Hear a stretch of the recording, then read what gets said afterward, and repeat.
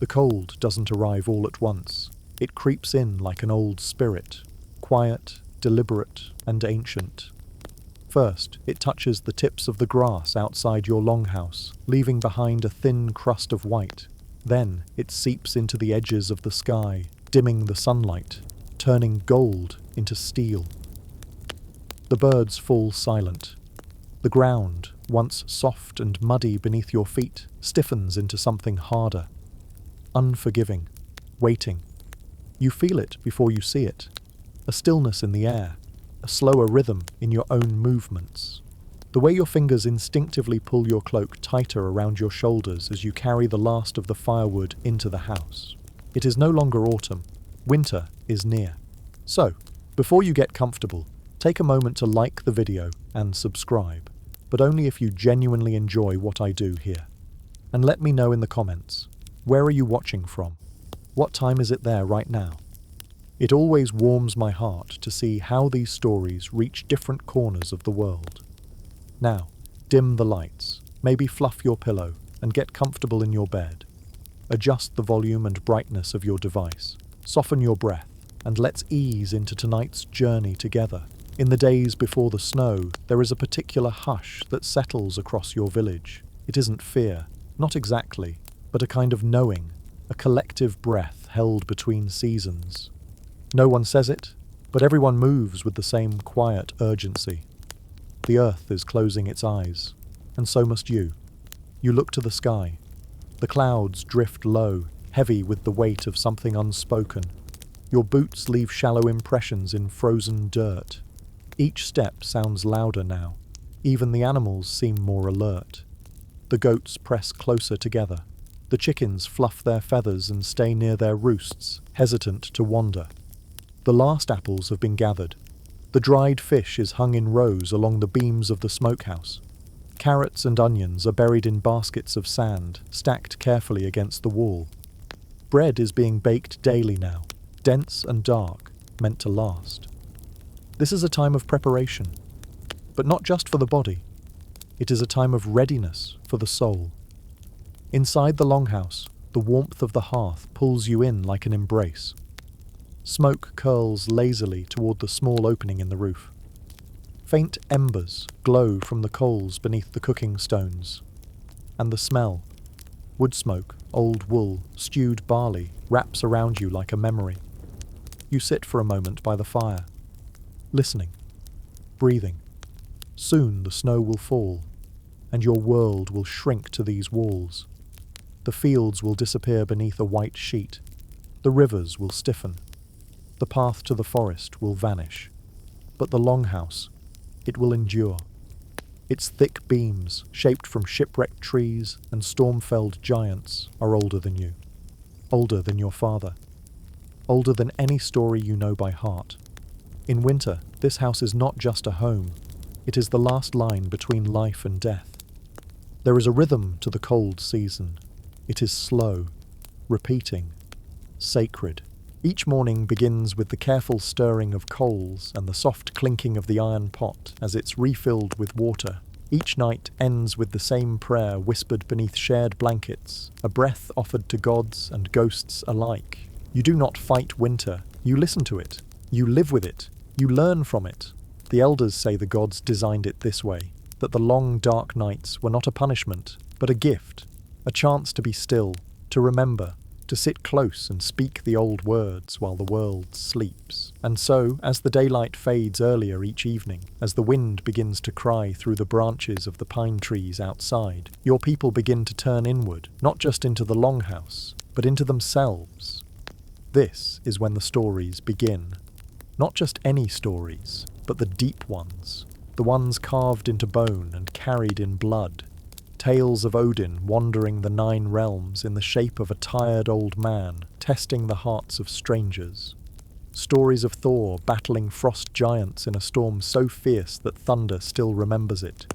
Songs of the Norns, weaving fate beneath the roots of Yggdrasil while the snow falls quietly above. These are not fairy tales. They are mirrors. They are warnings. They are instructions on how to live when the sun forgets to rise.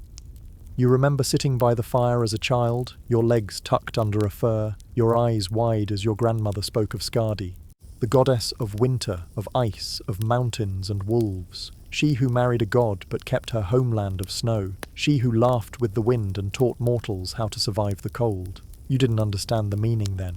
But now, as you pull a woolen scarf over your nose and listen to the wind rake its claws across the roof, you begin to.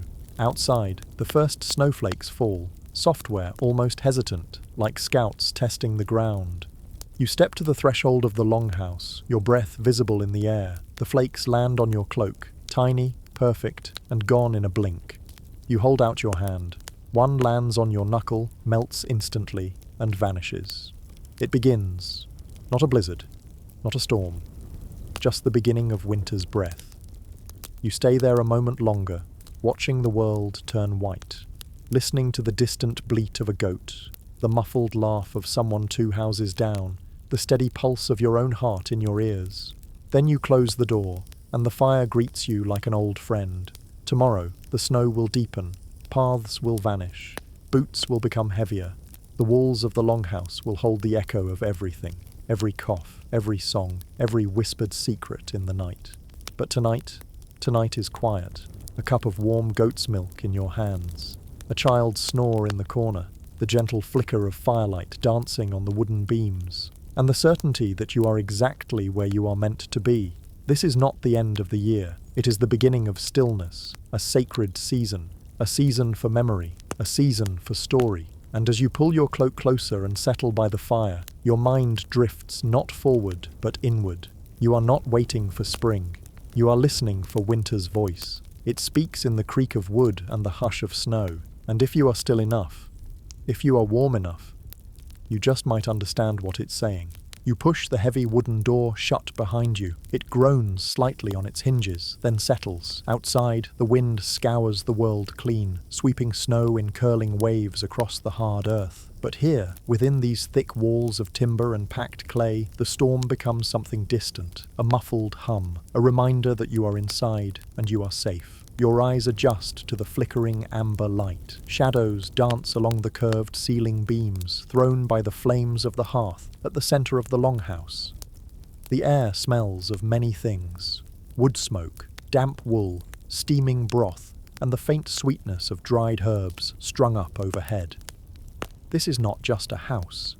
This is your world now. The longhouse is long and narrow, built like a ship turned upside down, as if it might one day lift and sail across the snowy plains. Thick wooden beams run its length, and above them the curved roof holds back the weight of the season. Every joint, every corner was crafted not with luxury, but with endurance in mind. Its walls are lined with a mix of wattle, clay, moss, and straw, layer upon layer of insulation made by careful hands. Not a single crack is left untended. You know the value of a sealed seam. One cold draught can undo a whole night's warmth. Along both sides of the hall are raised wooden platforms. These serve as beds by night, benches by day. They are layered with straw mats, sheep wool, and thick furs, fox, reindeer, and bear. The scent of animals lingers in them, but not unpleasantly. It is the scent of warmth, of shared lives, of survival. You pass by the fire pit slowly, allowing the heat to soak through your clothes. The hearth is never allowed to die. Even in the dead of night, someone rises to stir the embers. It is the pulse of the home, its heartbeat. If it goes out, something more than fire is lost. Above it hangs a blackened iron cauldron. Inside, tonight's stew simmers: barley, turnip, dried boar meat. The smell makes your stomach tighten in anticipation. Hunger is constant in winter, but here, hunger has rhythm. It comes and goes in familiar waves. You have learned to live with it. You do not waste. You eat with respect. You move past family members, each absorbed in some small act of winter living. Your father is seated on a stool, sharpening a knife with slow, circular movements. He nods as you pass, but does not speak. Your mother is seated near the back, sewing a patch onto a wool cloak. Her lips move silently as she counts her stitches. Beside her, Your younger sister is sorting dried herbs into pouches. Juniper berries, thyme, elderflower. In the far corner, your grandfather naps beneath a thick fir. His breath is steady. He's grown quieter in recent years, but when he speaks, the long house listens. You greet the animals too. A pair of goats rest in the far pen, their bellies round and their eyes half-lidded in the warmth. A few chickens perch sleepily on a beam overhead. In the very coldest nights, even the family's cow will be led in, adding her soft heat and slow breath to the shared air. This is not strange. This is winter, and in winter, everything living gathers together. The longhouse hums, not with noise, but with presence. The closeness of bodies, of breath, of shared space. Every movement is seen, every word is heard. Privacy does not exist, but loneliness does not either. You know the pattern of each person's day. Your uncle coughs before he laughs. Your sister always hums while she works. Your cousin fidgets with the leather straps on his boots, even when they're already tight.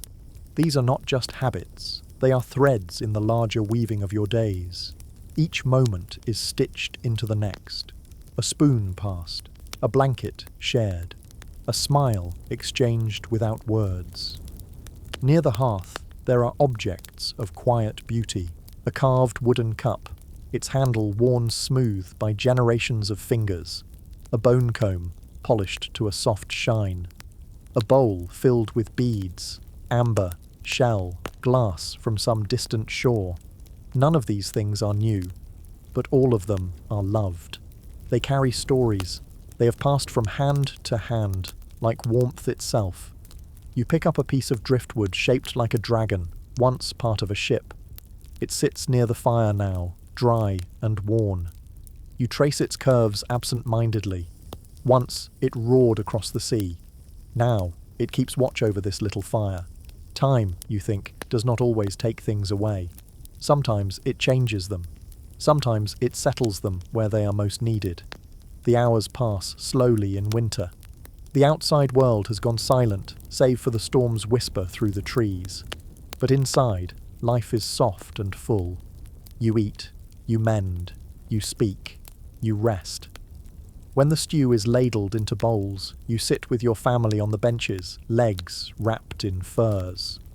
The fire pops softly as steam rises from the food. No one speaks at first. The first few bites are always reverent. Later, someone tells a story.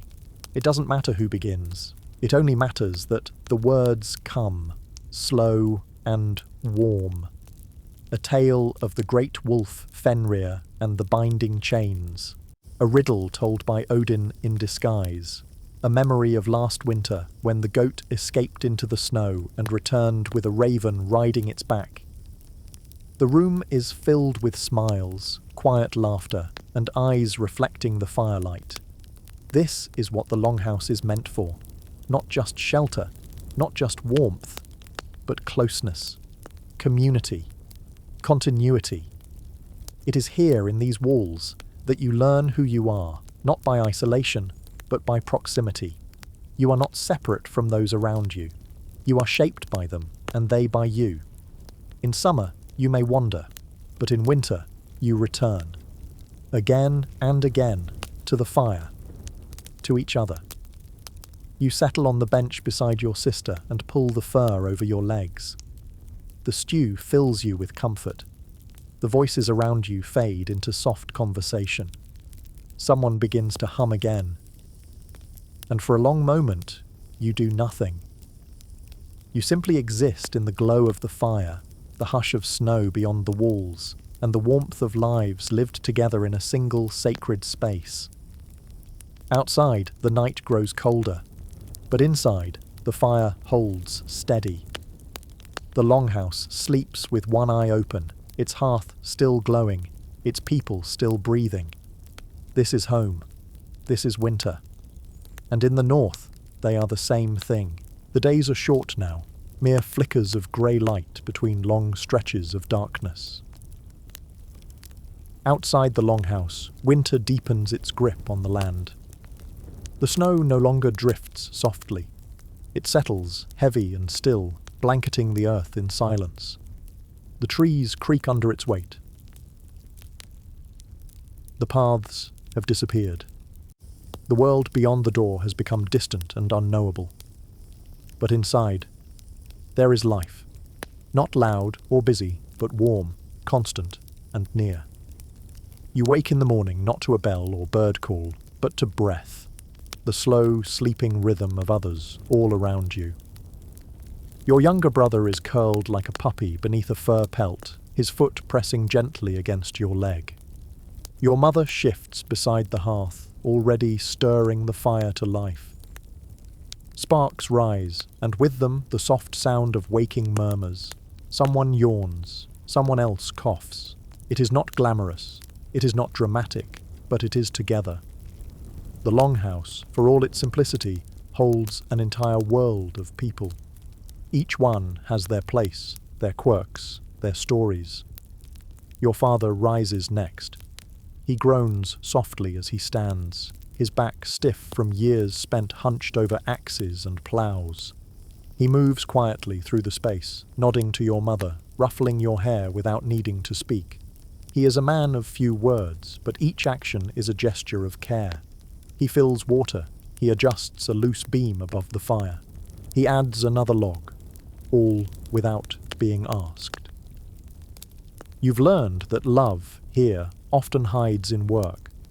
Nearby, your sister helps measure grain into the pot. Her laughter is quick and light. She makes jokes even before her eyes are fully open. Your grandfather watches from his blanket, face creased with age, eyes alert. He sees everything. Every time someone spills a drop of water, every time a child forgets to thank the cook. He does not correct loudly, just with a glance. It's enough. The younger children begin to stir. They whisper beneath the firs, their voices rising and falling like wind through grass. Soon, someone will start a game with carved bone pieces, sliding them back and forth across the straw-covered bench. Soon, someone will cry, and someone will be comforted. This is the morning rhythm of winter, slow, layered, shared. In summer, each person walks their own path. They hunt, they harvest, they travel to trade, or visit neighbouring villages. But in winter, all paths return to the same hearth. And within that shared space, bonds deepen. Not because of grand moments, but because of repetition, because of knowing. Because of simply being with one another every day through hunger and cold and night and firelight. As the morning stretches into afternoon, the house breathes into itself. The chores are simple but important. You help your mother patch an old cloak. She shows you how to loop the thread twice through each stitch.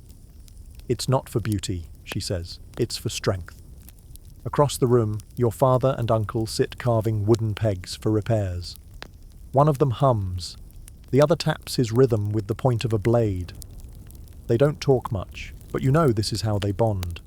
Quiet work, shared space, a lifetime of understanding carried in small glances. The children are busy untangling yarn. One has it wrapped around both arms, walking backward like a slow, deliberate spider. They giggle, they argue, then they giggle again. Even the goat, nestled in straw at the far end of the longhouse, lets out a low, contented sigh, reminding you that not all family members walk on two legs. After lunch, warm barley porridge with a slice of smoked fish, you sit near your grandfather. He's not as talkative as he once was. But today, he reaches into the small chest near his bedding and pulls out a smooth, rounded stone. It has a rune carved into it, you, the symbol of strength. Your great-grandmother gave this to me, he says, his voice rough as birch bark. She said it helped her stay brave during the long winters. You hold the stone in your hand. It's cool, solid. You feel the groove of the rune beneath your thumb. Will it help me too? You ask. He smiles, just a little. It might, but it's not the stone that gives strength. It's remembering who held it before you. You keep it close after that, not just as a charm, but as a thread, a link in a long chain of hands that once passed this same warmth from palm to palm. As evening settles, the longhouse becomes a single breath again. The fire crackles louder now, fed with larger logs. A stew simmers low and thick, its smell both comforting and faintly sharp with onion and dried herbs. You wrap yourself in furs, belly full, back warm, limbs heavy. Your uncle begins to tell a story. At first it's just a few words, a name, a place. But soon the others gather. They sit, listening, faces turned toward the flickering firelight. The children lean close. Your sister lays her head on your shoulder. The goat snorts once, then falls still again. The story is an old one, about two brothers who wandered into the forest in winter and found a cave that led to the edge of the world. About how they met a spirit made of snowflakes and shadow, and how only one returned, carrying the other in his memory. You've heard it before, but tonight it feels different, because winter sharpens not only the air, but also the heart.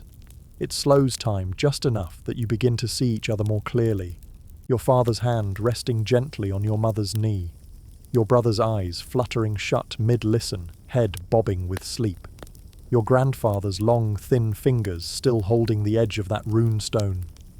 These people are not just kin, they are pieces of you. Their warmth is your warmth, their survival is yours. Later that night, you lie beneath layers of fur beside your siblings. The fire burns low, only embers now. The wind wails softly beyond the walls. It presses, prods, howls. But here inside, it cannot touch you. You hear the steady breathing of those around you. You feel the pressure of your sister's foot tucked against yours. You taste the salt of smoke still lingering on your tongue. And with your eyes half shut, you realize something simple and eternal. In this cold, unforgiving land, love does not announce itself with words. It is passed in bowls of stew. It is sewn into patches. It is told in old stories, held in old stones, and shared breath by breath through the long frozen dark. This is your family, forged in cold, held together by fire. And in the deepest part of winter, that warmth is everything. The cold is no longer a stranger. By now, it has moved in completely, slipping beneath doors, biting at eaves, clinging to boots and cloaks like an old, unwelcome guest. It presses its weight against the longhouse, testing the seams and whispering through even the smallest gaps. But it does not find you defenseless. Your people have spent lifetimes learning how to greet winter, not as conquerors, but as companions who must live beside it. To keep warm is not merely a matter of comfort. It is survival, it is ceremony, it is craft, and it begins with fire. The hearth is your center. Everything radiates from it. Heat, light, life. Without it, the longhouse is just a wooden box. With it, it becomes a womb. The fire is never allowed to die. Even in sleep, someone must tend it. You've done it yourself, rising in the middle of the night, toes aching from cold, stumbling half awake to feed it a few slivers of birch bark and pine. There is an art to firekeeping. The logs must be chosen well. Pine burns quickly but with flair. Oak burns long and slow. Driftwood hisses and spits but brings a strange, salty warmth. You've learned to layer the kindling carefully. Fat wood curls at the base, dry twigs above, and a feathered log resting at just the right angle. Each morning you rake the coals and coax the fire back to life. You learn to listen to it. A healthy fire hums. An unhealthy one complains with smoke. But fire alone is not enough. Warmth must be held, not just made. And for that, your people turn to furs and fabric, to moss and fat, to secrets passed down from grandmothers and forgotten gods. Your cloak is made of thick wool, felted and rough. Beneath it, layers, an undershirt of linen, a tunic of coarser weave, a belt to trap heat at your core. Every layer matters. Every thread knows its place. Over your shoulders you wear fox fur, its reddish tones faded, but the warmth of its pelt still strong. At night, you sleep beneath bearskin, heavy as a shield, soft as breath. Your mother stitched dried lavender into the seams. It smells faintly of summer, even now. The walls of the longhouse are lined with moss, not carelessly gathered, but selected from places deep in the forest where it grows thick and spongy. Pressed into cracks, layered with clay, it becomes insulation. You've helped do it yourself, your fingers numb and caked in mud, but proud. In winter, even the walls must wear coats. Animal hides hang across doorways like curtains. A felted wool curtain separates sleeping spaces. Each effort slows the creeping fingers of the frost, turning the longhouse into something closer to a living thing, breathing, layered, defended. Your boots are stuffed with dried grass, not because you lack better material, but because it works. The old trick of your ancestors, soft, absorbent, warm. Each day the grass is replaced. You rub your hands with seal fat, thick and oily, to seal in warmth and guard against cracks. Your cheeks glow with it too. It glistens in firelight. At first it feels strange, greasy, but then it feels like armor. The cold cannot take what the old ways protect. You gather close when the nights are deepest, not just near the fire, but near each other. Everyone shares heat. Bodies become blankets. Arms become pillows. Even the animals contribute.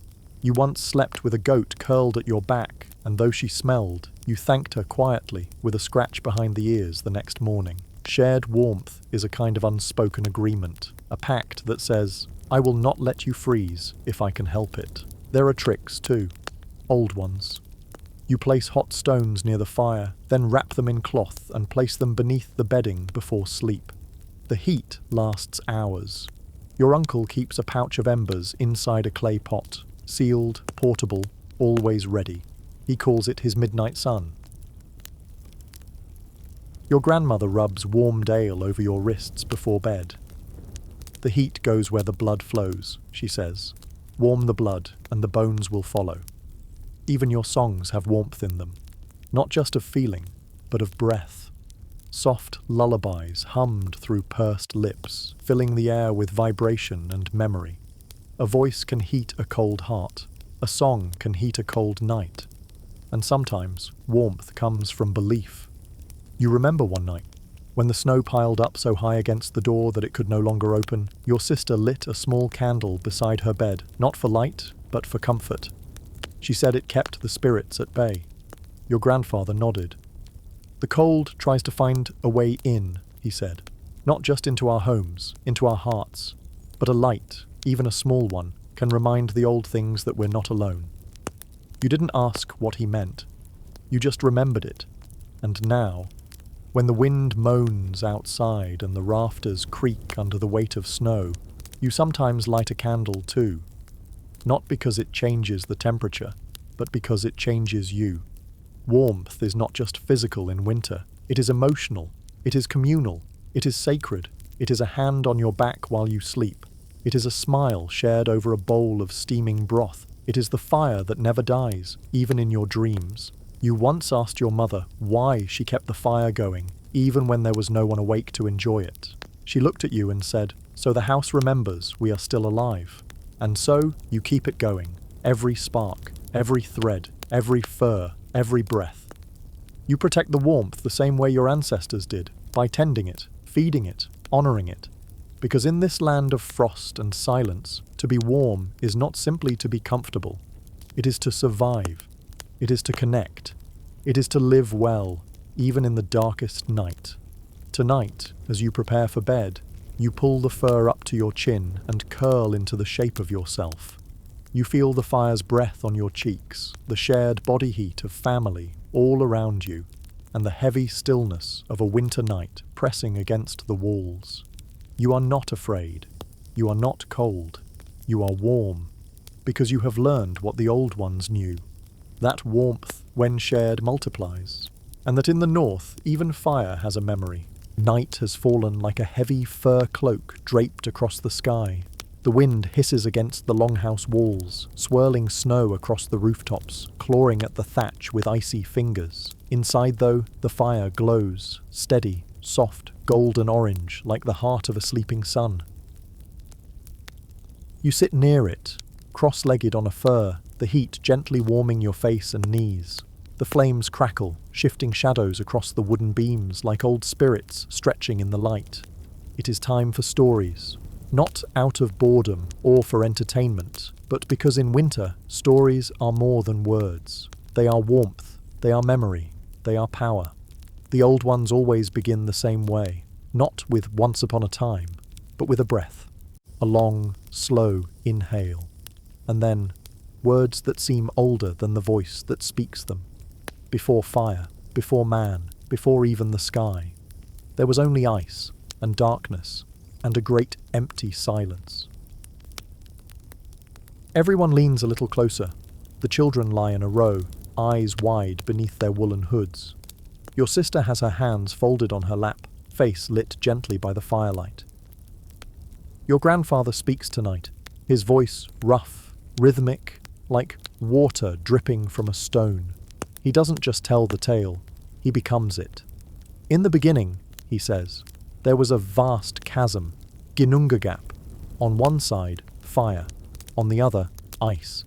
When they met, steam rose, and from the mist was born Ymir, the first giant, and Audumla, the cow who licked the ice for salt. You've heard this before. And yet, you haven't. Because every winter, the story sounds different. The winds outside give it a new shape. The firelight casts it in new colour. The way your grandfather speaks tonight, slow, heavy with pauses, makes you feel the tale in your bones. From Ymir's body, the gods crafted the world. His flesh became earth. His blood, the seas. His skull, the sky. His bones, the mountains. The room is utterly still. Only the fire speaks alongside him. Then comes the part you love most. Odin, Vili, and Ve, the first gods, brothers. You picture them as travellers with cloaks heavy with frost, eyes sharp as ice, voices like thunder through trees. They carve order out of chaos. They give names to things. They breathe life into mortals, into you. And Odin, he gave you breath, your grandfather says, pointing gently toward you. So you may never forget it is not just your lungs that draw the air, but your soul. The others nod quietly. Your sister's eyes are glassy with wonder. The wind howls again, just once, and fades, as if it too is listening. Storytime by the fire is not just for children. It is not just myth. It is teaching. It is inheritance. Tonight your uncle tells the next tale, this time of Thor, the Thunderer. Not a heroic version, a human one. He once tried to drink the sea, your uncle says, grinning. He thought it was just a giant's drinking horn. But when he lifted it to his mouth, the oceans shifted. The tides bent. He nearly swallowed the world. Laughter ripples across the longhouse. Not mockery, just recognition. Thor, for all his might, is fallible, clumsy, proud, brave, in some strange way, familiar. You see him in your cousin's fiery temper, in your own clumsy courage, in your father's quiet protection. The gods, your uncle says, were never meant to be perfect, only real. Another log is added to the fire. Sparks rise like tiny stars, brief and beautiful. Now it's your aunt's turn. She speaks of Skadi, goddess of the mountains, daughter of frost giants, the one who chose a husband by the sight of his feet but found the wrong one, the one who laughed only when the trickster Loki tied goat entrails between his legs and danced for her. Skadi, who walked alone through the snow, who claimed her space among the gods not with charm, but with ice and strength. Skadi taught us how to walk alone, your aunt says softly. She showed us that winter is not weakness. It is power. It is patience. It is beauty with teeth. Your sister listens to this one the most. She has always loved Skadi. Even you take your turn. You recite a short tale you memorized as a child, the one about the squirrel Ratatoska who runs up and down Yggdrasil, the world tree, spreading gossip between the eagle at the top and the dragon at the roots. Everyone laughs. It's a silly tale, but there is wisdom in it. Even the smallest creatures shape the world. Later, your grandfather tells one more. His voice is lower now, almost a whisper. Baldur, the god of light and love, once dreamed of his death. His mother begged all things in the world to never harm him. Stone, metal, beasts, fire. All agreed, but she forgot the mistletoe. You know what comes next. You almost say it with him. And so Loki, jealous and clever, fashioned an arrow from mistletoe. He gave it to Baldur's blind brother, and Baldur died. Silence. Even the fire seems to hush. And with him, your grandfather says, the world began to dim. The first shadow of Ragnarök touched the gods, all because of a single forgotten thing. You breathe slowly. You've heard the tale 100 times, but tonight it settles deep. A reminder that even the light can fall. That even the gods are not eternal. That darkness always comes. But so does the chance to tell the story. You sit quietly as the fire burns lower. Faces fade into silhouettes. The longhouse breathes gently around you. The snow presses at the walls like a tired ghost. You hear only the occasional crackle of wood and the slow, steady rhythm of breath and memory. Someone begins to hum, a soft lullaby you don't know the words to, but understand anyway. You close your eyes and picture the gods walking through the snow. Some tall and radiant, some broken and afraid, some laughing, some whispering. All of them made of ice and fire, just like you. In this house, under this roof, you are not alone.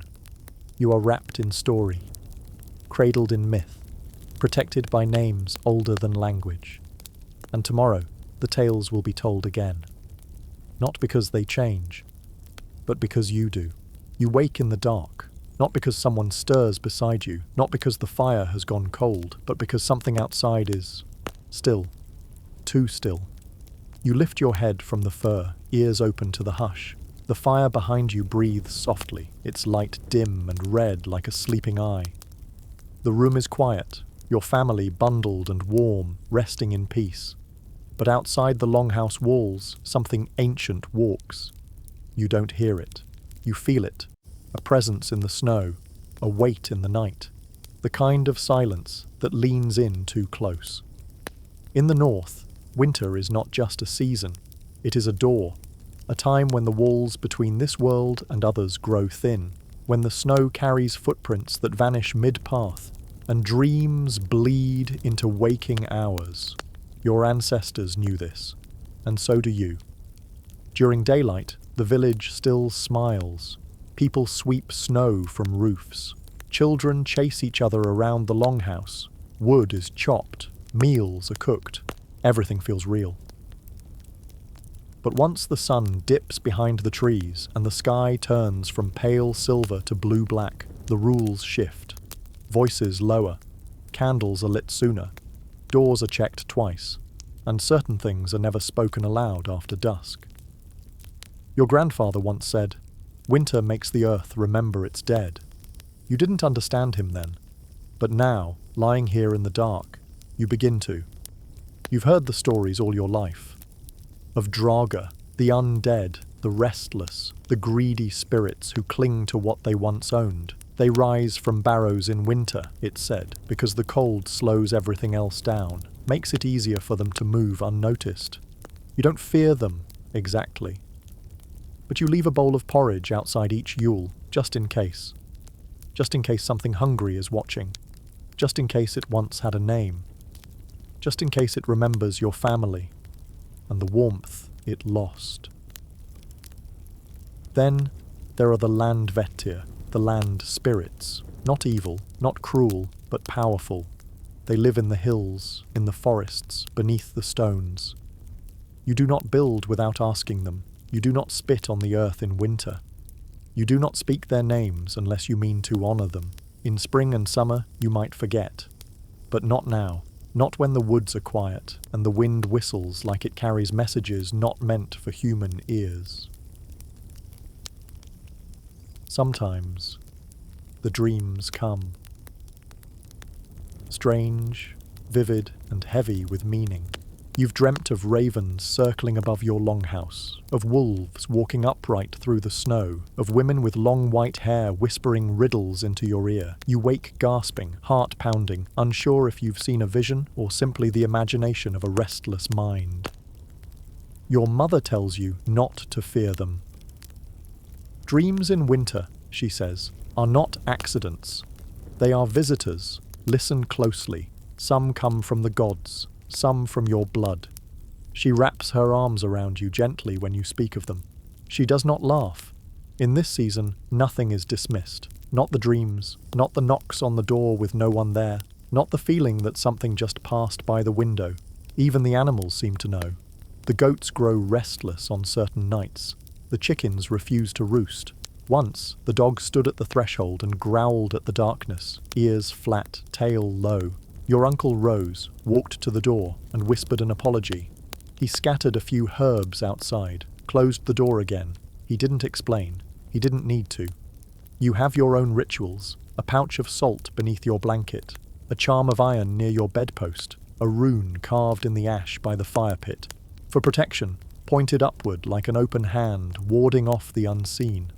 Some nights you hum softly before sleep. Not a song, exactly, just sound. Your way of letting the dark know, I am here, but I am not afraid. But it's not all fear. The spirit world is not only filled with threats. There is awe there too. Sometimes you step outside when no one else stirs. You pull your cloak around your shoulders, your boots crunching in the snow, and look upward. The sky above is velvet dark, stitched with stars. The moon hangs pale and distant, its light cold but not cruel. Your breath clouds the air, then disappears.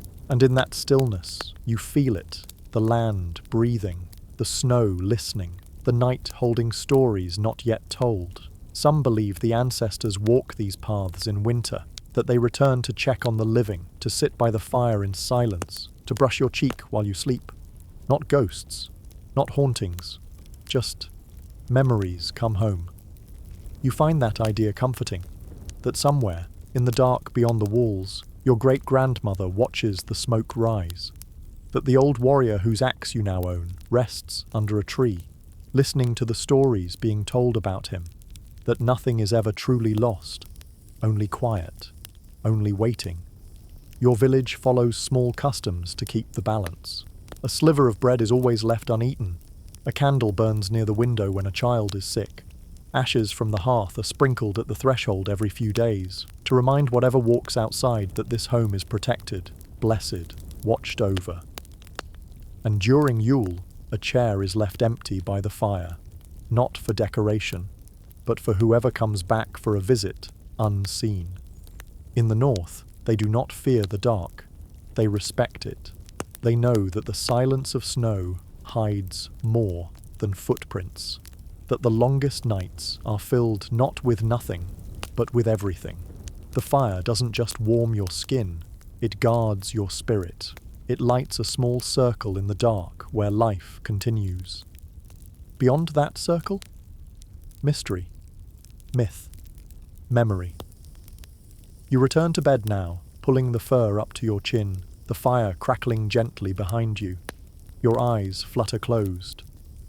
But before sleep takes you, you whisper a quiet blessing. Something old, something nameless, something just in case. Because tonight, like every winter night, you are not alone.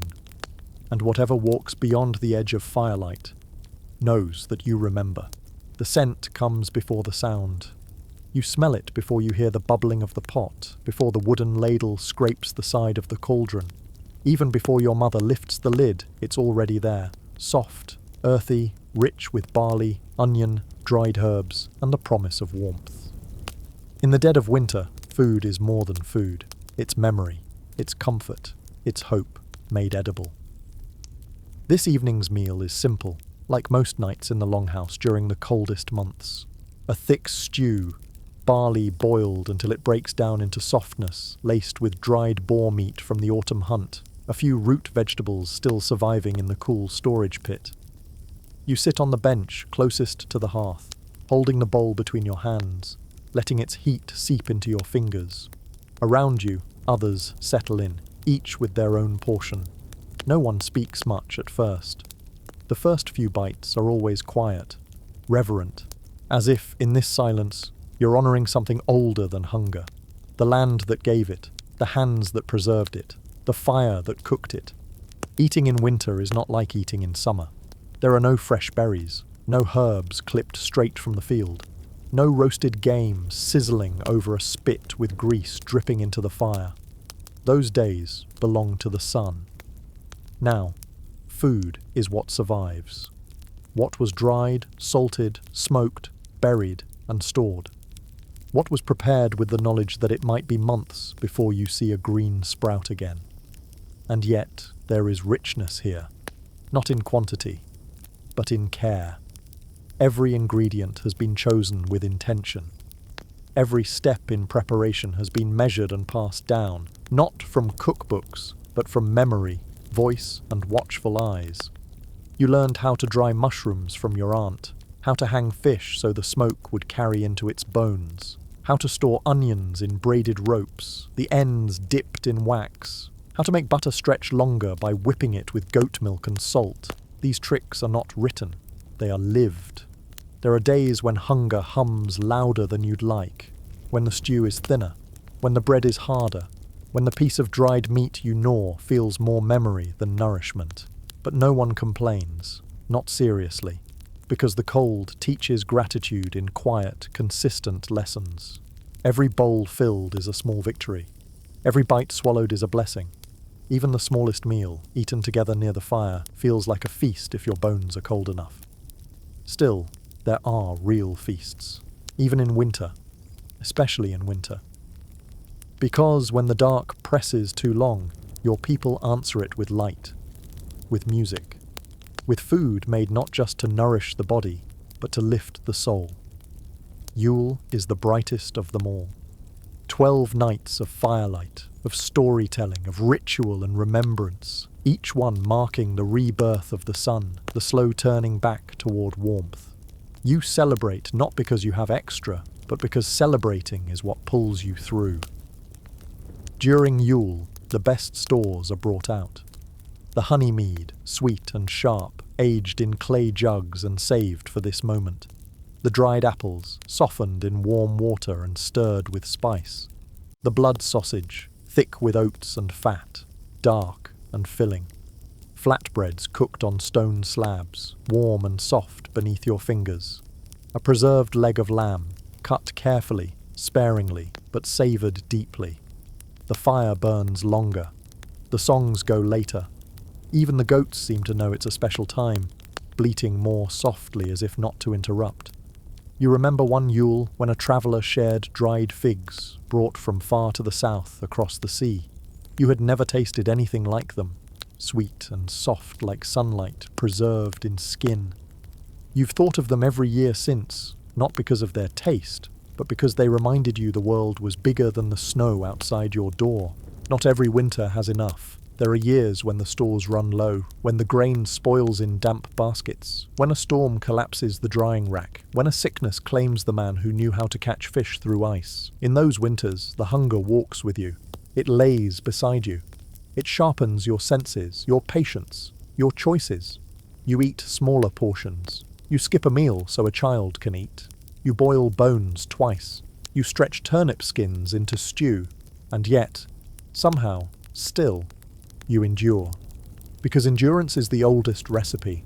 The children learn early not to waste. Crumbs are gathered. Ashes are sifted for dropped bits. Even eggshells are crushed and mixed into compost for spring. Your grandmother once said, "Leave nothing for the spirits unless you mean to offer it." You never leave your plate unfinished. To eat in winter is not an act of luxury.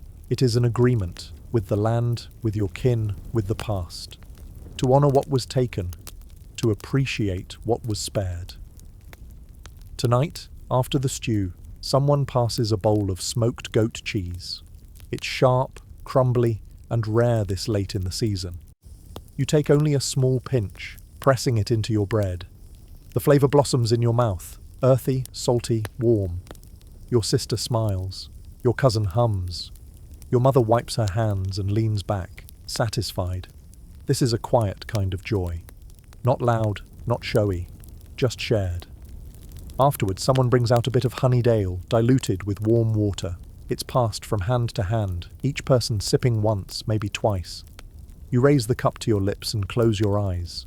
It tastes like firelight, like memory, like the patience of your ancestors folded into sweetness. And when the cup returns to its place and the fire settles into its low, steady rhythm, you exhale fully, for the first time in hours. You are full, not just of food, but of something older, something deeper, a sense of belonging, of survival, of life shared around a single pot. Outside, the snow continues. It always does. But inside, you are wrapped in more than furs. You are wrapped in what you've made, what you've stored, what you've saved for this moment. A meal is never just a meal. It is a circle, a connection, a small warmth in a long, cold night. And tonight, at least for now, that warmth is enough. The days drift like snowflakes, slow, quiet, and nearly indistinguishable from one another. There are no clocks in the longhouse, no hours to mark with bells or sunbeams. Time passes not in minutes, but in motions, the tightening of thread, the smoothing of wood, the soft creak of a beam as it settles in the cold. You no longer count the days of winter. You live them. After breakfast, oats thickened with goat's milk and a smear of preserved berries, you gather your tools from the storage chest. A bit of bone, a bit of twine, a spool of thread wound around a stick. Nothing ornate, nothing new, but they fit your hand like they've always belonged. Your mother is already working. She sits by the fire, a patch of fur stretched over her knees, needle in hand, fingers flying with practiced grace. She does not look up as she speaks. Use 2 knots at the start, one for the stitch, one for the memory. You nod. You've heard it before, but winter makes familiar things new again. Your uncle works in the corner of the room, bent over a piece of wood. He's carving something.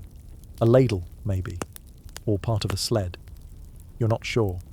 But the sound of the blade against the grain is rhythmic and soothing, like wind through reeds. Your sister spins yarn from goat hair, foot tapping gently to a tune she hums under her breath. It is not a song anyone taught her. It simply came. The dog sleeps nearby, curled in a patch of sunlight, twitching occasionally in a dream you cannot enter. In winter, movement changes. There is no ploughing, no fishing, no great voyages. There is only what can be done from the warmth of the longhouse, and this becomes enough. You learn to mend what you once would have thrown away. You patch your boots with scraps of hide. You twist fraying rope into usable lengths. You scrape soot from the cooking stones. Every act is a return, a renewal, a whisper to the house. We are still here. We still make. And in this quiet labour, you feel close to your ancestors, to their fingers, to their fire, to the slow, sacred heartbeat of the season. Sometimes the work becomes ritual. Your grandfather sharpens his knife each morning before the sun has risen, even if there's nothing new to carve. He says it keeps his hands honest. Your aunt brushes each animal in the longhouse before she eats her own meal. Respect their warmth, she says. They give more than we know. And once a week, on the day you burn the last scraps of bark in the fire, your mother sprinkles a little salt at the threshold and says a few words beneath her breath. You don't know what the words mean, but they sound like safety. You spend an afternoon braiding straw, not because you need straw rope, but because your hands need purpose. It's a simple task. Your fingers move without much thought, over and under, twist and pull. But as the braid lengthens, something changes. You begin to notice small variations, the way the straw bends, the texture of each piece. Your movements grow more intentional. You realize that even the plainest things can be shaped with care, that even winter can be beautiful if approached slowly. The children in the longhouse play their games, not loud games, There isn't space or tolerance for that. They carve tiny animals from leftover bones and race them along the benches. They pretend their blankets are dragon cloaks or sled sails. They whisper riddles to each other, giggling when one can't answer. You watch them, remembering your own winters as a child. You see how they learn patience without knowing it. How they grow strong, not by rushing, but by waiting. Waiting for the sun, for the thaw, for the stories to return. One evening, your father teaches you how to carve runes, not for language, but for meaning. He shows you the symbol for protection, the elk's edge, drawn like an open hand. Then the symbol for endurance, the ice rune, thin, cold, still, but unbreaking. We do not carve them only onto stone, he says. We carve them into the self. You trace the lines again and again, not to remember, to become. Sometimes you sit with nothing to do, no task. No purpose, just being. You listen to the fire, to the breath of sleeping kin, to the wind playing along the thatch like fingers across a harp. And in those moments, something quiet settles into you. Not boredom, stillness. The kind of stillness that teaches you who you are when you are not doing. Your dreams change in these weeks. They are slower, thicker, sometimes wordless. You dream of weaving things you've never seen, of rivers made from thread, of stars tied to your wrists, of wolves walking through frost-covered halls made of woven wool. You do not understand them, but when you wake, they leave behind a kind of warmth, as if you'd visited someplace very old and very far and brought back something invisible but true. By late afternoon, the light fades. You pack away your tools. You brush off the table. You sweep the straw back into the corners. Each act is small, but each one adds to something greater. The house feels more yours. The hours feel more full, and though the snow continues to fall, you no longer feel trapped.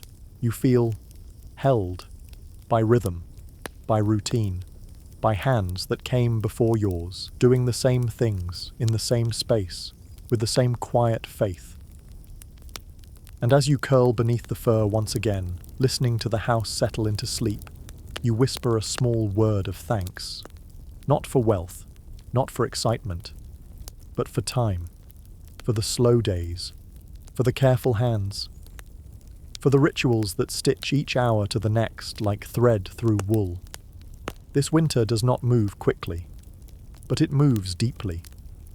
And in that depth, you have found something precious. A life made not of grand deeds, but of small, sacred repetitions. Night falls early in the north. By mid-afternoon, the light has already softened into blue-grey shadows. By evening, the longhouse is lit only by the hearth and a few flickering oil lamps, tiny stars within a world of wood, wool, and breath. You feel it as the hours stretch, your limbs heavy, your thoughts quieter, your heartbeat slowing to match the rhythm of the flames. It is time to sleep, not to escape, but to enter something deeper. In the heart of winter, sleep is not just rest. It is ritual. It is travel. You settle down beneath layers of fur, the heat of bodies nearby blending with your own. The benches become beds, and the benches are full. Your family, curled side by side like animals in a den. No one sleeps far from the hearth. Fire is life, and you sleep where the life is warmest. The furs are thick, bear, fox, reindeer. You've known them since childhood. You can tell which is which by scent alone. The straw beneath you creaks softly as you shift your weight. Your wool tunic remains on. No one undresses fully in winter. Cold finds bare skin fast, and comfort comes from being covered in more than sleep. Your mother murmurs a final word of blessing to the hearth. Your father exhales slowly, already half lost to dreams. The baby cousin next to you kicks gently in her sleep, small feet pressing into your ribs, warm and thoughtless. You close your eyes and begin the slow descent. Sleep in the longhouse is a shared thing, not a private act, but a communal one. Everyone's breath rises together, soft clouds in the firelight. The dog snores from the foot of the bed. Somewhere near the goat pen, a chicken shifts in her sleep. The silence is never full. It is always filled, with warmth, with presence, with the echoes of dreams being born. Sometimes, before the deeper sleep comes, you listen. You listen for stories carried in silence, the way your sister whispers nonsense in her dreams, the small sound your grandfather makes, like a prayer lost in translation, the creak of the wall as it settles, like an old spirit sighing. These are the sounds that keep you company. They say the soul wanders at night, that it steps out through the mouth and drifts like breath into other realms. You believe it. You've felt it. Your dreams come slowly tonight. You first see the tree, tall, endless, rooted in stars. You know it as Yggdrasil, the world tree. You are beneath its branches, and the snow falls in reverse, drifting up instead of down. A deer walks past you, eyes golden. It nods, as if to say, you know the way. And then you are elsewhere. You stand on a frozen lake. Beneath the ice, shapes move, not threatening, just watching. A voice calls your name from somewhere far, far off. You do not answer. You only listen. And when the dream ends, you are back in your bed, the fire still glowing faintly, your fingers curled tight into the fur. You are not afraid, only changed. You've always known winter dreams are different. The elders say they are closer to the gods, that when the nights grow long, the barriers grow thin, that in sleep we remember who we were before we were born, and who we might be still. Some mornings, your sister wakes crying, not from fear, but from missing something. A face she saw in a dream, a place she no longer remembers. Your mother strokes her hair and hums softly. It was only a dream, she says, but everyone knows. It was more than that. In the cold months, people dream of things they've never seen, of golden halls and wolves made of starlight, of women with spinning wheels turning darkness into thread, of fires that speak, of gods that weep. You once dreamed of a mountain that breathed. Your cousin dreamed of sailing to a land made entirely of ice that rang like bells when walked upon. No one questions these dreams. No one laughs, because in the north, dreams are messages, and the dark is a messenger. You remember what your grandfather told you once, as you woke from a particularly vivid night. The dream world and the waking world are like two longhouses. You live in both. You just forget the other one when you walk through a door. You didn't understand then. You do now. Each night, you return to something you didn't know you missed. Each morning, you bring back something, unseen but heavy in your chest. Tonight, the fire dies slower than usual. Its glow flickers against the rafters, casting strange shadows. You watch it as your thoughts fade, images of carved runes, snow-dusted meadows, laughter around the hearth. You remember stories told just nights ago. You remember hands holding bowls, songs hummed low. You remember that you are not alone. Even in sleep, you are wrapped in history, in blood, in gods, in dreams older than language. Your breath slows, your limbs grow heavy, and just before you sink completely, you whisper a name. No one you know, no one real, just a name from the dream. It leaves your lips like a blessing, or a promise. Then sleep takes you, and the world turns. In the stillness of the longhouse, nothing moves. And yet, so much happens. The fire breathes, the spirits drift, the sleepers wander, and beneath it all, the night watches. Patient, protective, eternal. Morning arrives slowly. Not with the brilliance of sunrise or the clamour of bells, but with a soft light slipping through the smoke hole, like a whisper, like a memory, carefully placed. You stir beneath the furs, your body still heavy with dreams. The breath around you is warm, soft. Someone shifts beside you, your sister perhaps. Someone sighs. The fire has not gone out. It never does. The embers glow beneath the ash, quiet and red, still alive. You watch your mother rise in silence. She kneels beside the hearth, brushing back the coals, gently feeding it slivers of bark, dry twigs, breath. The flame flickers once, then again, then grows. Not big, not fast, but steady, grateful. You understand now. It's not just the fire she's tending, it's continuity, the link between this morning and the last, between the old year and the new, between the ancestors and the unborn. Winter is not over. The snow still lies deep outside. The wind still curls around the longhouse, moaning through the eaves. The paths remain hidden. The world beyond remains hushed, but something has shifted. You feel it in the way your limbs move, not sluggishly now, but with rhythm. You rise, and so does the day, not quickly, but fully. The tasks are the same as yesterday. Check the stores, turn the smoked meats, tend the animals, clean the hearth, stir the pot. But they feel different now, more deliberate, more known. You have settled into winter, not as a prisoner of it, but as part of it. You are no longer resisting the season, you are living inside it. Later that morning, your grandfather sits you down and places a carved object in your hands. It's small, maybe the length of your palm, a figure shaped from wood, a person holding a flame. You turn it over carefully, tracing its edges. He doesn't explain. He doesn't need to. It's a reminder. Saintje de Nanda Fursai, that the fire, this fire, their fire, lives not only in hearths, but in hands, in memory, in you. You've begun to understand how much winter changes you, not in grand, sudden ways, but gently, subtly. Like how your voice grows quieter when you speak indoors, or how your hands move slower, but more surely, or how you now listen longer before you speak, because winter has taught you that silence holds wisdom too. You know how to be still, how to wait, how to endure, and how to do so without fear. As the day moves on, the longhouse hums with its usual rhythm. A new fur is sewn, a handle is repaired.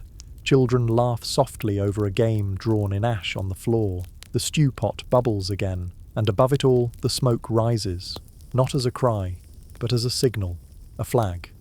We are here. We are alive. We are warm. That evening, your father tells a final story. No gods, no giants, just a tale of an old man who lived through 70 winters and taught his granddaughter to build a fire from memory alone. He told her, your father says, you don't need to see the flame to believe in it. You only need to remember the warmth. Everyone is quiet, not because they're sad, but because they know it's true. The fire lives in more than wood. That night, before you sleep, you step outside. Just for a moment. The cold is sharp. It kisses your cheeks, bites at your nose, whispers down your collar. But you don't retreat. You stand there, watching your own breath drift upward like prayer. Above you, the sky is impossibly wide. The stars glimmer like frost frozen into the heavens. You think of Skadi, of Odin, of the snow spirits watching from the woods, of the warmth behind you, of the dreams still ahead. And for a brief, perfect moment, you feel the vastness of it all. The season, the stories, the fire, it all goes on. You return to the longhouse, and the door closes behind you with a gentle click. The fire greets you once more. You lie down beside your family. The furs feel warmer tonight. The breath around you feels closer. The dark will last a while longer.